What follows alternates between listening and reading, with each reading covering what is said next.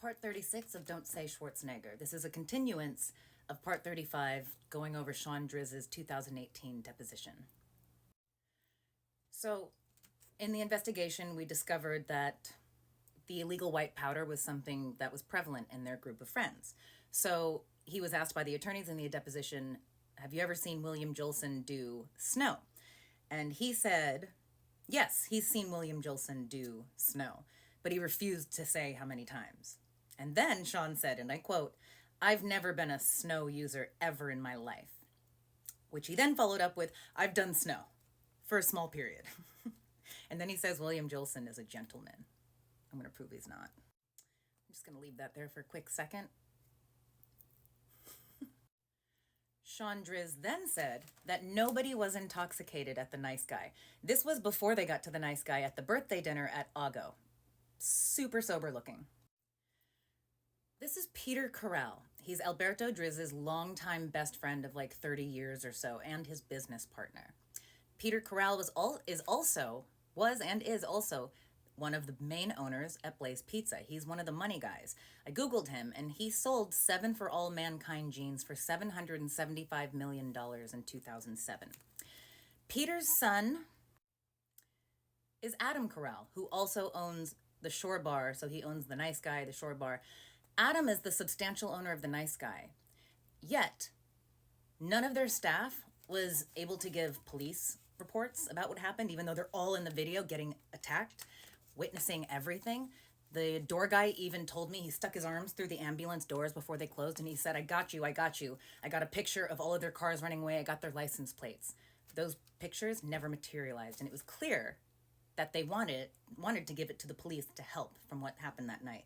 But Adam runs the show, and none of this ever turned up. In fact, Adam somehow got my email and emailed me, like in those weeks after. I don't know, I had a concussion, traumatic brain injury, but I remember finding it later being like, oh my God, I responded to him. But he was like, hey, Ann, so sad what happened. If there's anything I can do. And it's like, yeah, Adam, you actually could. You could, not obstruct justice, and you could, hand over the bar tab of the Drizzes. You could do a lot of things, but you didn't, did you? Quick note, too, they all claim that Peter Corral was not present at the Nice Guy that night, but that he had all of the drinks comped. So here's the thing, and this is what the manager said, who was nice enough to testify and tell the truth, that even when you're comping drinks, because a lot of celebs go in there, stuff gets comped, doesn't matter if it's, whoever, they always put it into the system, every single drink, every single bite of food, and then it's comped. But that bar tab disappeared. I wonder if it was Peter or Adam that did that. Okay, so this is Eileen Riviera in the green dress. She's very close friends with Drizz's. This picture is from that night before the attempted unalivings happened. So, according to Shawn in his deposition, he said that when they all went out to the valet, where everything started, the melee, he actually wasn't present for the very beginning of it because he was walking a lady to her car. And he's such a gentleman, as we know, from part 34. Oh my God. But so he was walking a woman to her car. He comes back to the valet stand, and he sees his father, Maurice Driz, berating the valet, who I found out, by the way, from my attorneys. They said we can't get a statement from the valet. He disappeared. He's nowhere to be found suddenly. And he was an old man. So I don't know what that means. It could mean a lot of things, good, bad, I don't know. So Shawn says he comes back, and Eileen, it was her, she had a valet ticket that she couldn't find. And apparently, according to Shawn, that the valet said, how the F could you forget that? How could you lose the valet ticket? What's wrong with you? That didn't happen. So Eileen's going back and forth, can't find it. And then Maurice starts yelling at the valet. And then suddenly, all this happens, and then the fight begins. By the way, Eileen never gave a police report. She's never been subpoenaed. She just slipped through the cracks of all this somehow. So at this point, TMZ starts to film. It's Robert Srirachi and Jacob Castellan. They're standing there, the two TMZ paparazzis, which, by the way, I couldn't find one picture of either of them. They have cleaned the internet. It's really interesting. But so they're standing there, and one of them picks up his camera, and these aren't celebrities, but he picked up his camera because there's like a fight going on. They're like, they end up saying to Maurice, lay off the valet guy. Like, Jesus, he didn't do anything. Just lay off of him. Like, if she doesn't have a ticket, he can't give her keys to a car.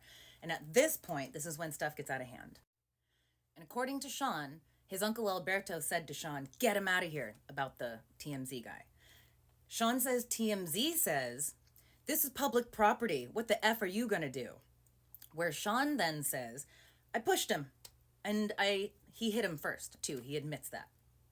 At this point, Shawn says that TMZ pap number 2, Robert Srirachi, ran across the street and hit his dad, Maurice Driz, for some reason. That so didn't happen. Then Shawn starts to do like the whole, he goes, "My dad, a 60-year-old man, he was bleeding on the forehead, blood running down," which is really interesting because there was no blood or anything on the security footage. Nor were there any marks or scratches or anything on their police photo lineups from like a week after the incident. And then like years later, Shawn tried to say that he took these pictures of Alberto, of his like vicious injuries and everything. And as you can see by these little boo-boo band-aids, it's pretty serious. Then at this point, Shawn says in the deposition, "Nobody has the right to stand 3 feet away from you on a public property and film you." Who's going to tell him? Shawn also says at this point that he started the whole thing. He says, "It was me." He then follows it up with, "But I was the nice guy." He just makes so much sense. And another thing, Shawn said that somebody landed a punch, like one of the paps from TMZ, landed a punch on his right bicep.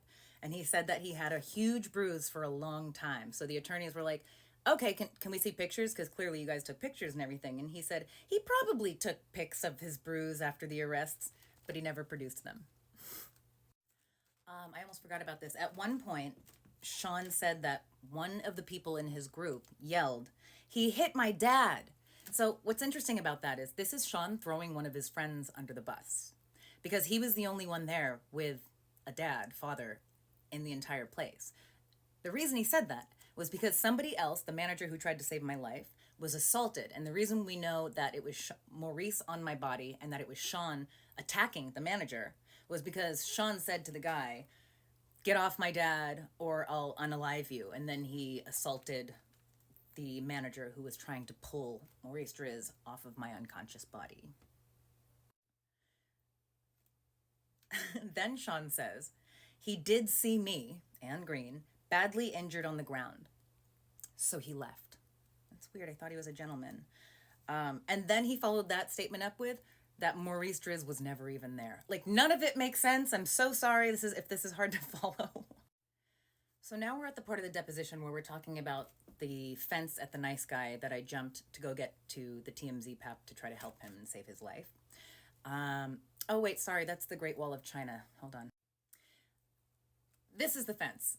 I measured it myself, as you know, in a previous post way back, that it's exactly 6 feet tall. And as I said in my deposition and in the police statement, that there was a horizontal wooden lip on the outside. So when I was on the inside, I was able to just hop up on a little table, swing my leg over the top of the fence, put my foot on the little horizontal lip you see right there, and then boop to the ground, and then run over.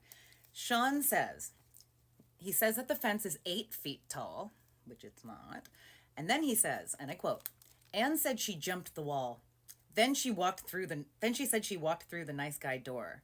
She kept saying different things. I find that to be highly impossible." Next in the deposition, Shawn says that he saw his uncle Alberto being choked by somebody.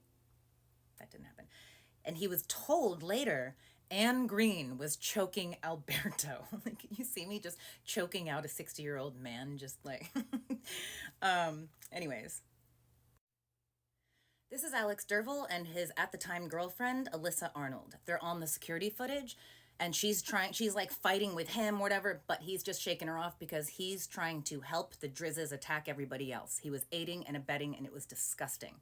And I've got a lot to say about him in the next part, but I don't have time, so this is now going to be a whole 3 parts for Shawn's deposition. I'll see you in the next part.